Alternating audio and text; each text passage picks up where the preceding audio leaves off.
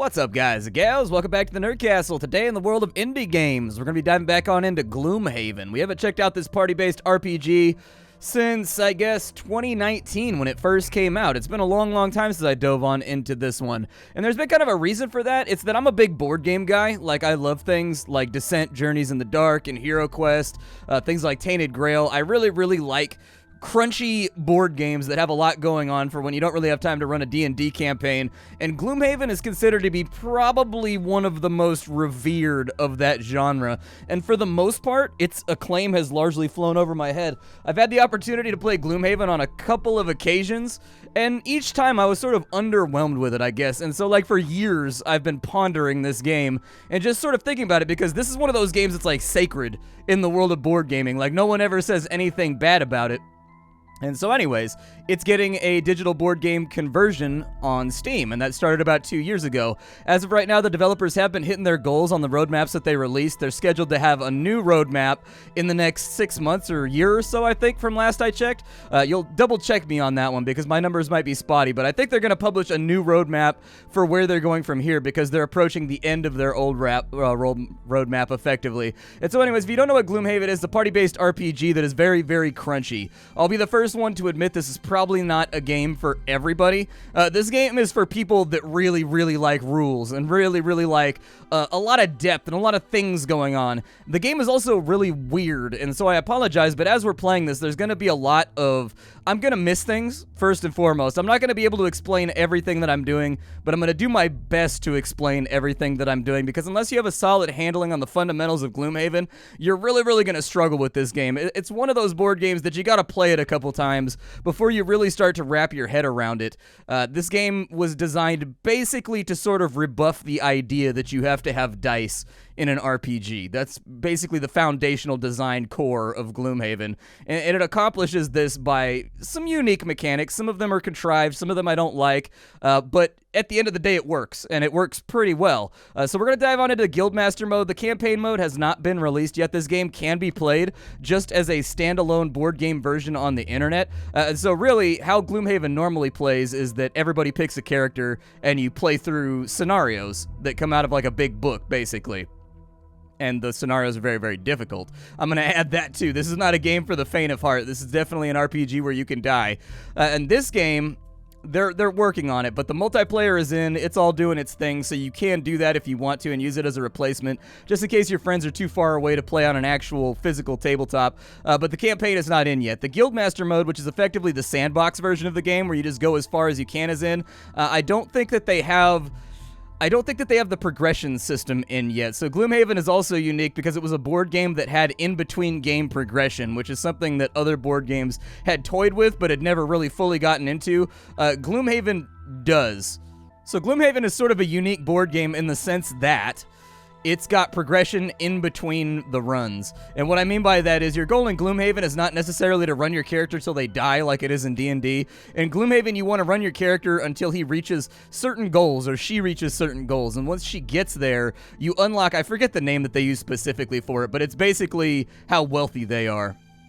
And once they get to a certain level of wealth, they can retire, and then that wealth transfers down on into your next character, so that your next character can start off at a higher level with new cards that weren't previously unlocked. And this was like a really new, novel idea for meta progression for board games at the time. Like, this is something that no other game had really done a whole lot with that was tied to a board. And that was something that, I mean, even most tabletop games like D&D had not played around with unless the GM took the initiative and actually folded, you know, the other characters' stories into a new story to somehow boost up the party using creativity. And so anyways, Gloomhaven is very much a weird game in that, like, I've never quite gotten it and why it's so popular, but it is a crazy popular game, so we're going to dive in and check it on out. Let's go for Guildmaster mode. That was a long intro. I'm sorry about that. We'll go new adventure right here. I am going to put the game, so I would definitely recommend, for the sake of new players, play on easy. If you play on normal, you may struggle. So basically, if you play on easy, it de-levels the monsters, and there's less of them, because this game is very difficult. We're going to play on normal for right now. I may get outright smashed while we're playing today, but I normally play on easy, just because, like, the game is hard enough when you're trying to grasp the basics. So if you're a new player, definitely play the tutorial, and definitely play your first campaign on easy. I promise. It'll help you solidify the basics of the game and get to a point where you feel confident taking on the higher difficulties. So anyways, what are we going to name our party? I don't know. We'll name them like the Douche Brigade. Nope, not the Douche Brigade. The Douche Brigade. We'll confirm that, and then we'll just go quick start because I've played through the story and the tutorial, and they don't really add a whole lot for right now. Like, they would teach you guys how to play the game, but that's what I'm kind of here for. So we'll go for it. Okay, so we've unlocked a bunch of stuff at the beginning of the game. Don't even stress about all this. It doesn't really matter. This is effectively it unlocking a bunch of classes and things for us that we can play. So we've got to decide on our party. As of right now, we've got the Brute and we've got the Scoundrel. One thing that I do really like about Gloomhaven is how all the characters are kind of like not typical. They're all weird.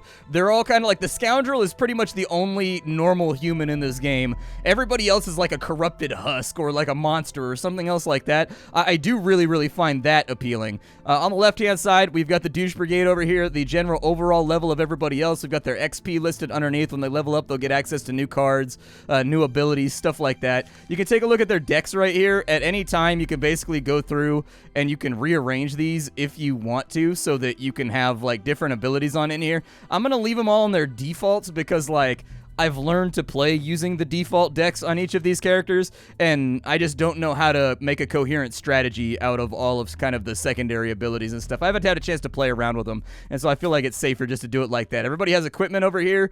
Nobody has a helmet on or anything. Apparently, this guy's walking around just butt-ass naked with some boots on. I respect it. He's got the Puss in Boots things going on. He's a big fan of Shrek. What can you say? He's got the boots of striding. They let him move much, much further in combat, like one time per day, basically. She's got the stamina potion over here. It looks like during your turn, recover up to one of your discarded cards. So there you go. This game uses a card burning mechanic, so your deck right here, well, we'll talk about it once we get into the game. That's probably a better time to do it. We need to get some more party members. The default group that's pretty much considered like the standard for Gloomhaven is the Cragheart and the Spellweaver. So this group of 4 right here is considered kind of the original 4 for Gloomhaven. A lot of the tutorials, a lot of the early scenarios are kind of written as though you have this 4-man group with these specific abilities. However, there are new characters that they've added to the game. There are many, many characters in this game that are planned to be implemented, and each one of them has their own progression, their own play style. They've done a really, really good job at making each of these characters unique. The reason I'm taking the standardized 4 is because when I was spending a couple hours relearning the game for this video, I played with the standardized 4 the entire time, and so I know what I'm doing with these guys. It may take me a minute to find what I'm looking for, but I know how to play these guys together. But there are other characters. There's the Mind Thief that uses all kinds of psychic abilities, and, you know, it's a cool little character. And then we also have the Tinkerer, who uses all kinds of traps and things like that. It's up to you what you want to play. Any of these characters are available as of right now, and there are going to be more implemented as the game develops, because the board game has tons of characters. We also have a couple buttons down here at the bottom. We have the Merchant. If we had any money, which we don't, we're absolutely destitute right now, the Merchant would sell us stuff so that we could augment our abilities. These weapons don't specifically get used. Think of these as a card that you can tap to add special effects to your already pre-existing abilities. So for example, like the leather armor, it makes it so when you get attacked, you give your opponent disadvantage. And we'll talk about what that means once we get into combat. With like things like the piercing bow, during your ranged attack, ignore all shield values for the entire attack action. You would tap this when you take a ranged attack, and this would just give them armor piercing so that the enemy's armor doesn't matter. Like, this is not actually your physical weapon. It's basically it's just a modifier you can throw onto an ability like once per battle. There's also potions. There's going to be armor and boots and everything else that you can throw on in there. We can't afford any of it for right now, so it doesn't matter. We have a trainer over on this side. The trainer is going to allow us, basically we do in-game achievements, and it will unlock things for us as we get further and further on into the game. So you'll unlock people's storyline quests, you'll unlock people's origin quests, you'll unlock relics, you know, that you can go after. You'll unlock entire chapters of like scenarios, things like that. Basically, it's just to check how far in you are, to see how far you can get. So for right now, we've got set a trap down here. There's a couple locations we can go to. This area of merchant camps is silent due to nightly bandit raids. Set a trap and drive them off. We have Gibbet Hill over here, but we don't have a quest there. The Hollow Men, the Blood Ford, is plagued by walking corpses near a nearby Crypt of the Blight. Okay, so we only have the 2 quests. Let's go after the bandits, since they're like a little bit more human and less terrifying for a new party. And this is going to be a hold your ground mission. This is going to be a mission where effectively we just have to be king of the hill. You find a large clearing and a small copse and set it up to look like a normal merchant's camp. As night falls, you hear low voices converge on the location. As they charge into the clearing, you jump up, ready to teach the bandits a lesson they won't forget. However, you didn't expect there to be quite so many of them. Alright, in we go. The good news about this mission is that we don't have to dungeon crawl. We are all in one big arena, and the enemy's going to be spawning and coming in and attacking us, and we just have to brawl it out with them. So this is purely a combat mission with no other sort of puzzles or bumps or hooks or knobs, which I think actually makes this a good starting place for a new scenario of level 1 characters. Alright, so here we are. It's a bounty mission. We got to kill 10 of these guys, and they're going to keep coming at us in waves. We've got ourselves a nasty elite guard up here. He's got armor, it looks like. Yeah, he's got armor, so all of our damage against him is going to be reduced by 1. You could tell because he's got that little shield next to his health bar. These guys are going to be pretty tough right here. So you can see how much health they have. They all have little character unit cards and stuff that you can mouse over. There is a trap behind him, so I think there's actually a fertile opportunity to knock him back across those 2 traps and get a free 6 damage right there if we can pull it off. If we can hit him with a 3 damage attack that knocks him back over to there, we'll pretty much one-shot him, and that's actually where I'd prefer to be. Our Spellweaver is kind of off to the side, so the general flow of Gloomhaven. You'll notice up here at the top, this is going to be the initiative track. Your initiative is decided by the card that you pick first over here on the left for the character that's going to be taking their turn. You don't know what the enemy's initiative is going to be until you select and lock in all of your initiatives, basically. Now, I know the game, so I know most of these guys are going to be between 30 and 60 as far as their initiative goes. That's a little bit of metagame knowledge, so it allows me to sort of cheat a little bit because I've played. But if you're a new player, just be aware that you're going to have to trial and error it out and figure out, you know, what's my turn versus what is their turn. Sometimes the enemies are going to do wild and fantastic things, too, that throw you off. There's no particular order that we have to play these characters in. We can just kind of, like, click through and you can pick them. Once we lock them in, the order will be decided by their initiative, so let's get started, shall we? We've got a couple of options over here. We've got everything from attacks. We've got things like defenses. If you're wondering the core mechanic of how this works, on any given turn, you're going to pick 2 cards. During your turn, you can pick a top action and you can pick a bottom action, and that can't be varied. On top of that, you'll notice in the middle of the card, there's a little sword with a 2, and there's a little foot with a 2. You can forego any of the effects on this card in order to take 2 damage. I mean, deal 2 damage. That's what it's the same thing. It's called taking 2. So you can use it to deal 2 damage to an enemy or to move 2 spaces if you want. Attacking is always a top side action. If I recall correctly, taking 2 for movement is always a bottom side action, if I recall. I might be wrong about that one, but trust me, we'll get a chance to play around with it. There's a lot of abilities here, so what I'm going to be doing is there's going to be a lot of cuts and edits here because I'm going to select my cards, and then I'll sort of describe to you what those cards do after I've selected everybody's turn, and we're all ready to rock. Okay, so I've selected my cards. My general plan here is that I'm trying to set these guys up for a combo. You can see my initiatives. They have now been listed. These have not been locked in, though, until I do my end selection. Starting out with the Rogue. Actually, starting out with this guy. He's going to use Rumbling Advance. It's going to allow him to move 2 tiles. I'll probably move him to... So what I'll probably end up doing is I will more than likely... Well, let's just play it as it lies, I guess. We'll play it as it goes. I don't know if my strategy is super rad for right now because her flanking strike is not... I need her to go after everybody else, actually. So I've got to rearrange her real fast. I want her to go last. So we'll go special mixture. I at least need her to go after these 2 into a flanking strike. There we go. So we'll end our selection. Looks like they actually went for really low initiatives this time around. Like I said, 30 to 60. So it's kind of a pain in the ass, but we'll make it work the best that we can here. The 2 guys that are important are up first. So this guy is ready to go. For him, I selected Unstable Upheaval, and then I've also selected Rumbling Advance. So what he's going to do is he's going to Rumbling Advance over to here. So off he goes. And then Rumbling Advance should deal damage right there. Perfect. That's exactly what I was going for. So they took a little bit of damage. It allows us to move to, and then all adjacent allies and enemies around him when he stops are going to take damage. On top of that, we've also got Unstable Upheaval right here. Unstable Upheaval, we're going to have that go off. Apparently, we can have him use a minor power potion to get an extra damage in there, but since it won't result in a kill, I'm not going to go for it. Now, you might be seeing little numbers right here above their heads. These are from the modification deck. I still, as of right now, I miss the modifications all the time. But in the board game, every single one of these characters has a little envelope that are full of cards with -1s, 0s, +1s in it. And you draw those on your turn, and that's how much it modifies your attack value by in order to provide a little bit of randomness so that the attacks don't always hit for the exact same amount. The Cragheart is done, so we're going to stop him right there. He's going to pick up the gold. You automatically loot any tile that you stop on top of. Over here, what I need from you is I need you to walk over to here. He's actually going to waste his attack right there, though, which is kind of a bummer. I don't want to do that, but I do need the push. I may have planned this improperly. Yeah, I don't think he's going to be able to follow up on it, but at the bare minimum, we need to kill off the elite. So I'm going to move him to right here. We're going to skip the rest of our movement. We're going to push this guy. We'll confirm him as a target, and we're going to push him back across both of those traps. And there you go. We killed off the elite. Very, very nice.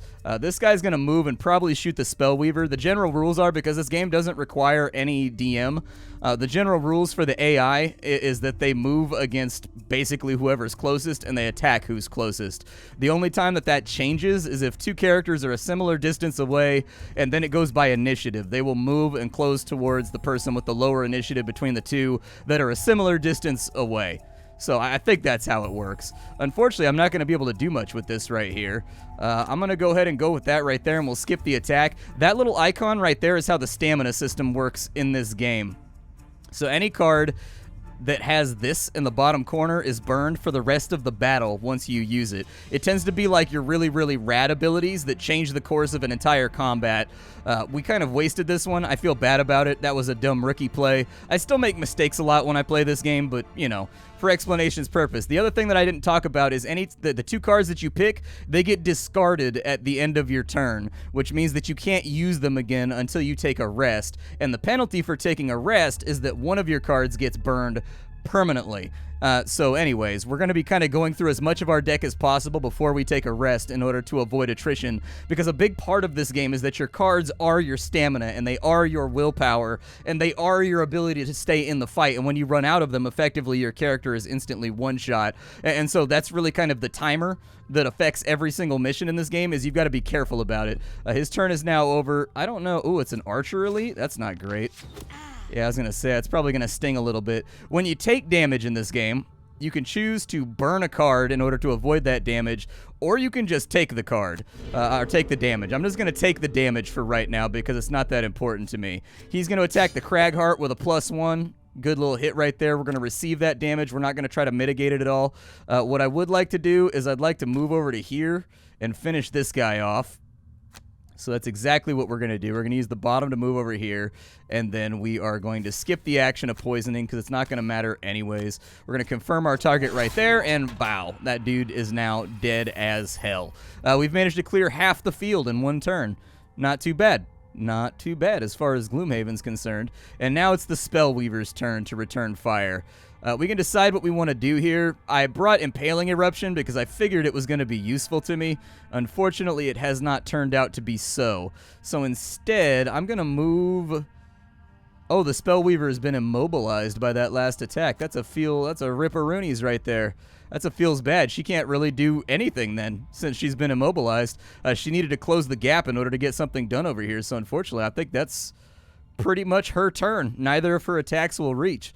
Good play on the part of the AI. Very, very good play, because she had enough damage to basically take this guy out in one turn if the modifiers come up good. Huh. Alright. Well, that's unfortunate. Into the next turn. We do the exact same thing that we did last time. We're going to pick our abilities, and we're going to try to get these last two guys nice and skunked.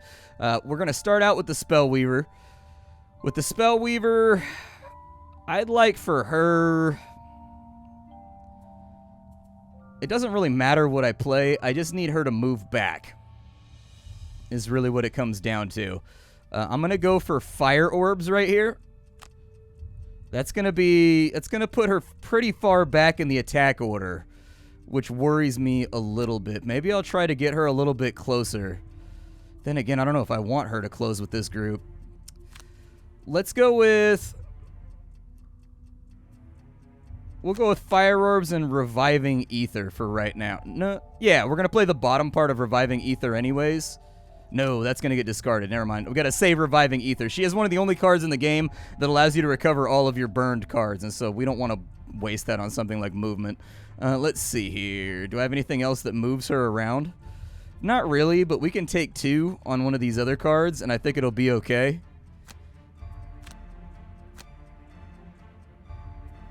So potentially she'll be able, she's got a range 2, so she'll be able to move to like there. And then Fire Orbs is range 3. 1, 2, 3. So she's still not going to be able to reach, so we don't want to use the Fire Orbs right there either. Instead, actually I think I'm going to have to use Ride the Wind if we want her to get anywhere near the enemy. Let's set her up for a big turn right there. We'll set her up for a big turn. She's going to burn cards a little bit faster than everybody else is going to burn cards, but I think it'll be okay. We need you to move. So you've got Rock Tunnel right there. He's going to have to burn that to close the gap. Kind of sucks. Not really something that I'm incredibly stoked about doing. He can pretty much only move 3. He's got to move 4 right there for Massive Boulder, but that's one of his like primo attacks. So I don't love using that right there. It's going to necessitate kind of an early rest, I think. But I think that's what's going to have to happen. He's got Earthen Clawed, which is range 5 and Immobilize. I think that sounds pretty good. Yeah, let's do that right there on him. That sounds good. For her, we need her to move like the wind. She's got move 6 right there. Move 6 would do it. That would probably put her in harm's way, which I don't love. They've kind of split the spawns on this one, which is going to make it a little bit more difficult. You can see the spawn points. They're these little lit up areas. You can see one right there. So, oh, there's one over there, too. Interesting. Okay, so we kind of want to have, like, a front over here, but we need to get that archer down, like, ASAP. That archer's going to become a big problem if he starts rolling big modifiers. Okay. Well, let's go...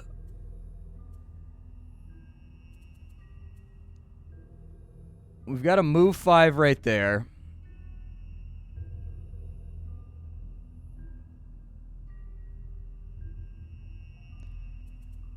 Let's go with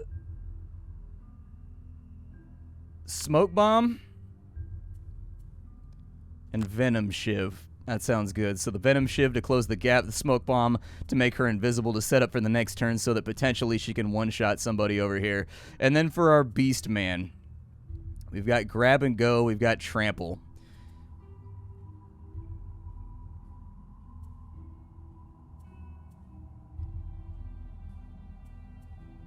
Alright, let's go Eye for an Eye, I guess, which is going to allow him to retaliate. And then we'll probably go with Grab and Go right there so that he can close some of the distance. These guys are going to get a little bit closer. Unfortunately, that elite archer is just really becoming a headache. We've got the move 5 right there.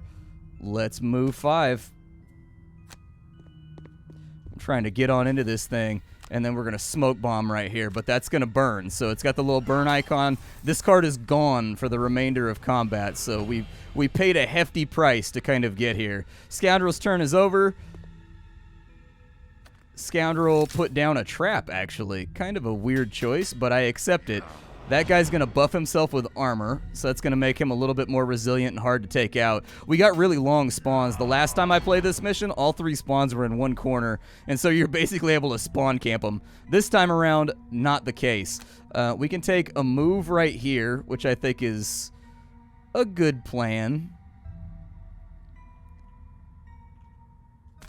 Yeah, I'll probably move down over here, so it'll be kind of a 2v2.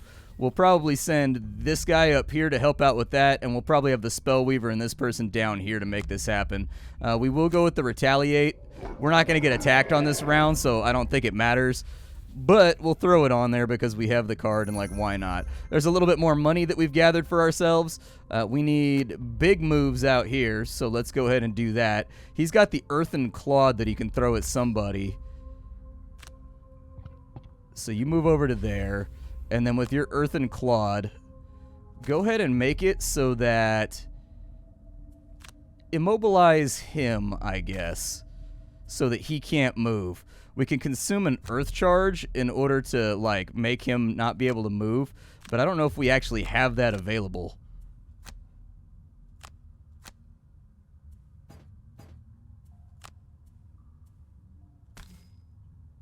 It looks like we do have it available, so I'll give it a go. There we go. We dealt a little bit of damage. It wasn't anything too impressive. But if we can get his initiative to come up before her initiative on the next turn, it'll force him to come to him, and then we'll be all right. Okay, so for Ride the Wind, we got to decide what we want to do with Ride the Wind. We're going to need to be within 3 range of these enemies that we're attacking, and we get to select 3 targets. I think right there is the sweet spot. Yeah, I think that's our sweet spot. It overextends her, and it gives her a chance of just getting absolutely bushwhacked on the next turn. But I think it's worth it.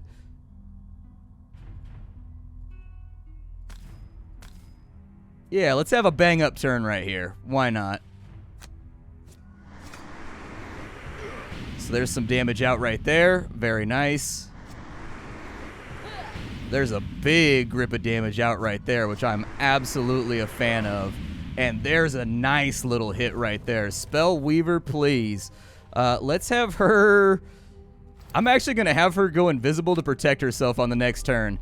I'm going to have her use the Cloak of Invisibility just to make sure she doesn't get glomped and womped on the next turn. Alright, so on this turn, we need somebody to square up with him. So I'm going to say Warding Strength into Leaping Cleave. That gives him a little bit of mobility, and it gives him a little bit of attack too, so we can decide what we want to do with it. We can use our 3 to either move down to here and kill him, presuming he got like a good roll on his modification deck, or we can use it to get over here behind these traps and start to pinch this guy if we need to. Actually, I guess we can't get around those traps right there. Feels bad. All right, well, we've got Freezing Nova, Mana Bolt. Yeah. We're going to have to decide what we want to do here. Let's go with the Mana Bolt into a Reviving Ether is a top stack ability. Okay. Well, then let's go Mana Bolt, Reviving Ether. And then for our Cragheart, we need something that continues to move him forward. He can jump in and cause damage right there, but I don't really know if it's necessary. Oh, we've got another spawn right here, too. We've got issues. We're going to have to figure something out. It's getting hot on this side. Did they spawn behind us, too? No. Okay, so we've got 4 enemies on this side. Real potential for a character death right here. I think with the Cragheart, we're going to use backup ammunition to move adjacent to this guy, and then Crushing Grasp to kill him. I think, assuming he doesn't act before I do. If he acts before I do, we've got an issue right there, and we're going to have to adapt the plan as necessary. And then the last person I haven't done anything with is we can go with Throwing Knives. That deals 2 damage to 2 people. That would give us a nice little backup, and she is getting a power bonus from being invisible right now. She adds a whole bunch of attack power. The other opportunity that we have is that we can backstab, but we're not necessarily going to get the bonus out of that. I think that the Throwing Knives may be the best thing we can do here. Do I have any bottom attacks? I do have a bottom attack right there. So let's go that into Quick Hands, I guess. That'll give her a little bit of adaptability on this turn so that I can kind of move her where she needs to go. Their initiatives are all way lower than ours. The nice thing about this game is the AI plays by the same rules you do, so they're exhausting cards as well, the same way that we're exhausting cards. I'm going to have her heal right here. There we go. So she has healed herself, and then we're going to use Reviving Ether to bring back all of our burned cards. It's a little early for Reviving Ether, but like this shouldn't be a long fight anyways. This should be okay. We'll end the Spellweaver's turn, and the Scoundrel is up now. What I would like to do is throw an attack at both of these guys.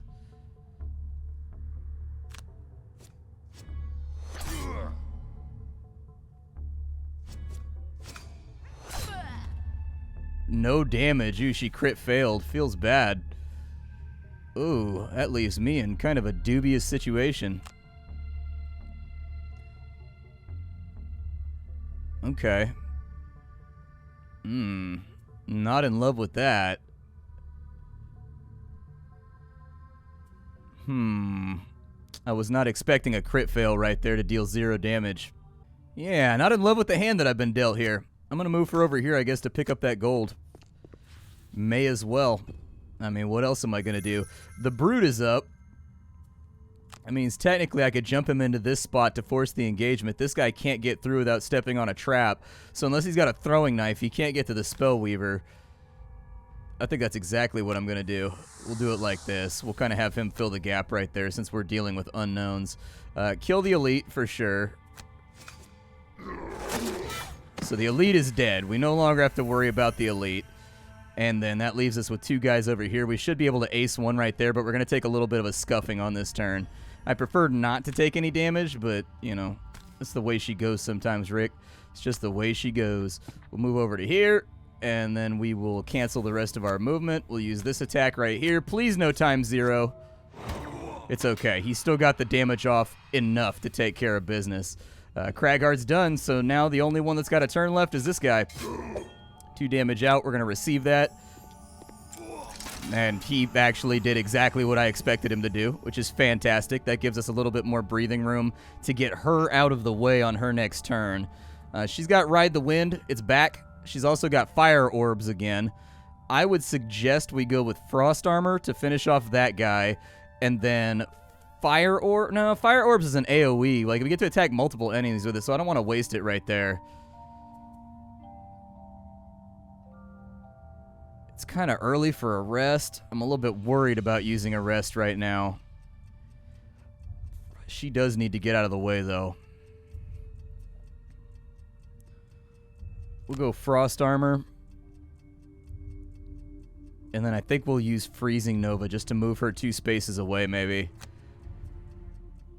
It seems okay to me. With the Cragheart, I think the Cragheart is going to be my designated hitter down here to finish off that enemy.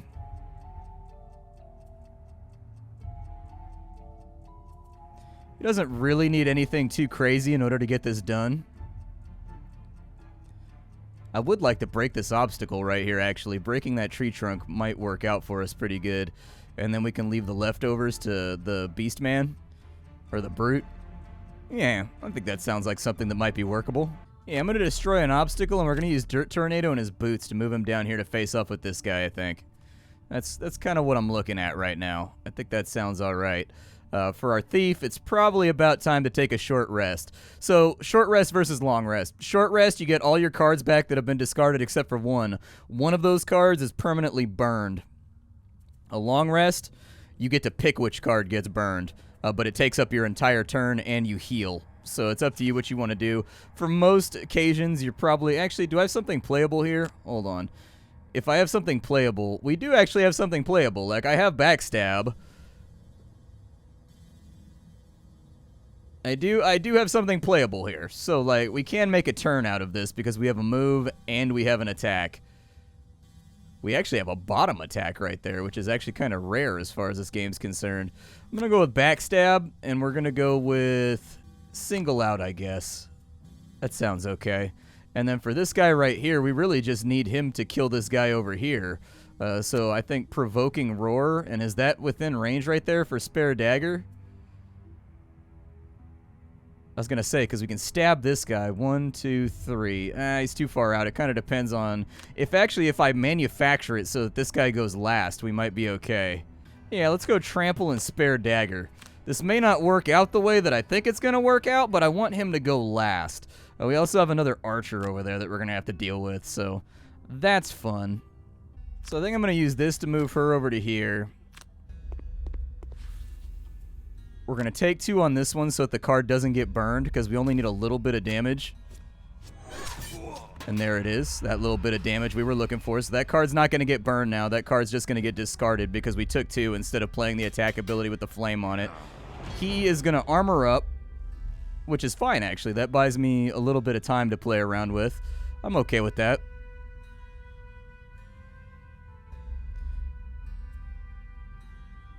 we're going to... I think we're going to take 2 right here to move her over to there. Just get her a little wide.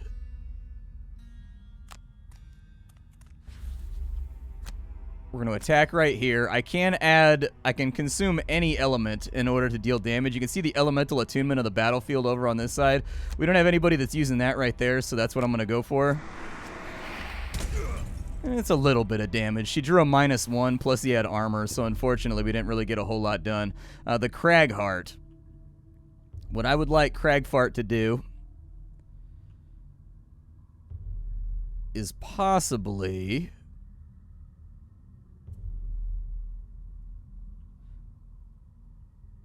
Well, I said I was going to destroy this obstacle over here. So with a 3 move, we can add 2 right there. That'll allow him to destroy. He can take a 2, I guess. I don't really want to take a 2, but, like, we can take a 2. Yeah, Cragheart, get down here, dude. We've got healing and stuff left. We'll take a 2 right there. He drew a -1. Did he have retaliation? Oh, he put retaliation on himself. I'm an idiot. I didn't notice he used retaliation. That's a problem. That's not magnificent. I guess the archer's just going to hang out over there? Oh, the archer's only got an attack card with 5 range, so unfortunately the old archer had a bad day.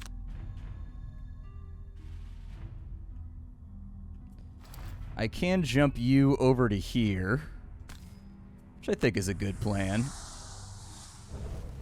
We zoom in out here.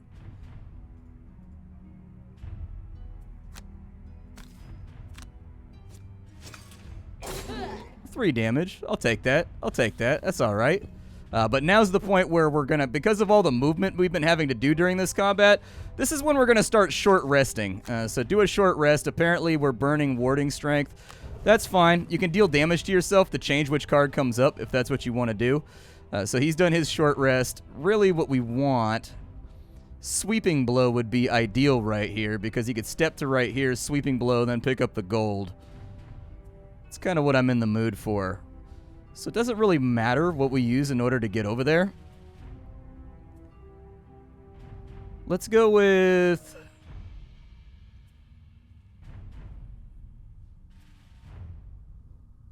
I don't really want to burn Overwhelming Assault right now. But I think it's an okay idea to do Shield Bash on this guy over here. We're kind of getting towards the end. We don't have to kill that many more bandits before we're out of here. So, like, we can start using more powerful abilities if we want to. I'm going to take 2 on an eye for an eye. And then we'll use Sweeping Blow on these 2. My Spellweaver, she is absolutely at the point where she needs to take a short rest. We do have Fire Orbs available, which is a really good ability. I mean, we can piece together a turn here. 1, 2, 3. 1, 2. 1, 2. Yeah, if we go Fire Orbs, Ride the Wind to that spot right there, she can AoE all 3 of them with Fire Orbs. And I think that's probably the best turn we can take for right now. With the Cragheart, we've got Opposing Strike over here, which will deal 3 damage. He may have to short rest too. Let's short rest him. We lost Massive Boulder. That's a bummer because Massive Boulder is pretty good. Feels bad. I'm not going to re-roll it though. I don't see the point. Alright, so we've got 3 damage we could put out right there. If he's got any bottom stack damage, that would be amazing. Does he have any bottom card damage? He does not have any bottom card damage. Feels bad. Okay, we'll go Crushing Grasp right there, and then Earthen Claw, I guess, to heal himself. And then she's got Thieves' Knack. She needs a short rest pretty badly, too. She lost Throwing Knives, which is one of her best abilities. Feels bad. We're getting really, really unlucky on the rolls right now. I keep losing, like, the one ability that I don't want to lose. Oh, well. That's life. Welcome to Gloomhaven. We've got 3 damage right there. If she's got any bottom damage, we can definitely make that work right here. Like a yeah, if we can go Flanking Strike into Thieves' Knack, I think we could take this guy out right now. Yeah, let's do that. Oh, Bandit Guard rolled a really low initiative with poison on it, too. Yikes. Okay, well, let's start it on off. -1 damage on that roll. This guy right here. Hey, we got the kill. Very nice. You gotta take the kill where you can get the kill. Oh, it's that Bandit Guard. Hey, and he wasted his turn putting up a buff. Nice. I love it when they waste a turn putting up a buff. Ah, he crit failed. Very nice. It still put a poison on my guy, but that's fine. I can live with it. So for you, our plan... I think our plan was to take 2 right here, if I remember correctly. Move to there, skip the rest of our movement, and then I believe the goal here was to hit those 2 like so. Worked out okay. He crit failed on that guy, which is a bummer, but at least we eliminated 1 source of damage. I can live with it. Cragheart, what's up, dude? How you doing? You want to smash this guy's face off, huh? Cragheart smash. 4 damage and an immobilize. Very nice. You got a +2 on that one. Hell yeah. Heal yourself, brother. You earned it. Alright, so that got rid of the poison. We don't have to worry about that for quite as long. We will end the Craggy's turn, and now it's our Spellweaver's turn. I believe there was a perfect spot that we could move to where we could hit everything, but I've done such a good job devastating the battlefield right now that I don't think we need to. Kind of a bummer. Kind of a bummer. You ever have that situation where you're just too good at killing a guy? Because that's exactly where I am right now. I'm just too good at killing a guy. I wasn't expecting a guy to die out here. Now I don't want to use any of this turn.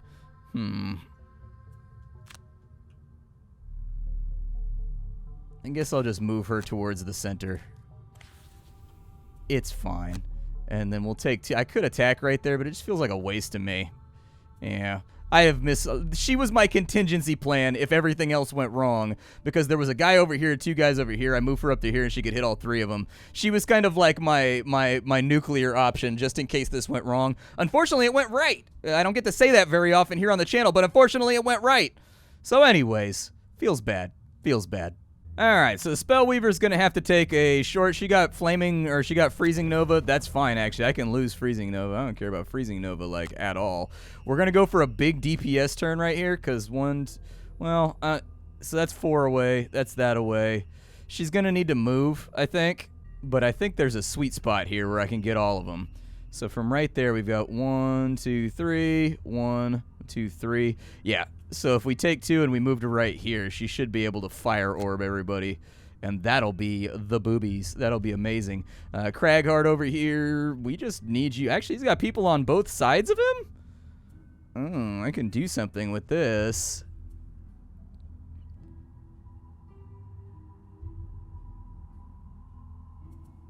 Yeah, I can do something with this. So we're going to want Opposing Strike, and I think we're going to want Dirt Tornado. Assuming Dirt Tornado doesn't, like, wuss out on us and fails to kill this guy, we should be in good shape right there. Because he's going to get attacked. We're going to give him Retaliate so that he deals damage back every time he gets hit. He may actually go down right here if they get really, really good rolls. We'll see what happens. We've got another fight over here that we're going to have to take. We've got Backstab on this side. We've got Venom Shiv on this side.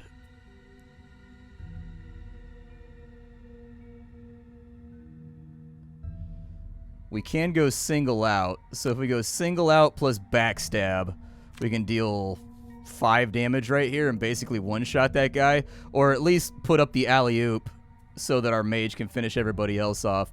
He's still got a fight over here, so really we need bottom card damage. So I'm going to go with Provoking Roar into Spare Dagger, I guess. Looks like the enemy is acting way after we do, and only one of them gets a turn since these guys are all fresh spawns. So I think we should be good here. We want to go single out. That's going to burn that card, but we're at the end of the scenario anyways. Into Backstab for a 7. Please don't get a ×0. A -2. Feels bad, dude. The best laid plans. I tell you what. I tell you what. Spellweaver, I have a plan for you. We're going to use this card to move you Oh, this is risky, dude. This is risky. All right, let's do it. Sometimes you got to live life on the edge, is what it is. Do it! +2 right there. +1 right there. Very nice.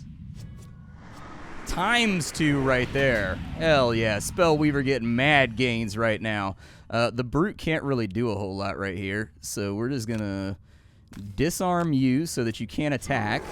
You got a +1, which is beautiful. I love the sound effects and the brutality of the attacks. I think they did a good job with this. If he gets a +1, that's a kill. Hell yeah, dude. That's what's up. Well done. We didn't pick up as much of the gold as I would have liked to have picked up, but I don't love that he put armor and retaliation on himself. I'm not enamored with that, but let's finish him off here. Oh, crit fail. Feels bad. Yeah. Not great. Burn a card. We'll burn backup ammunition.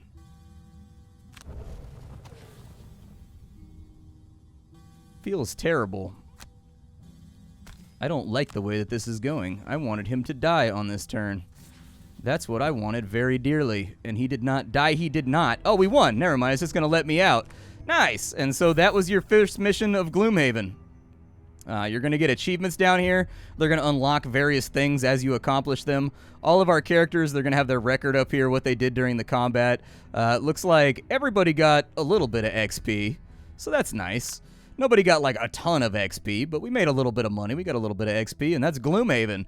The missions can range from boss hunting to dungeon diving to King of the Hill like we just played.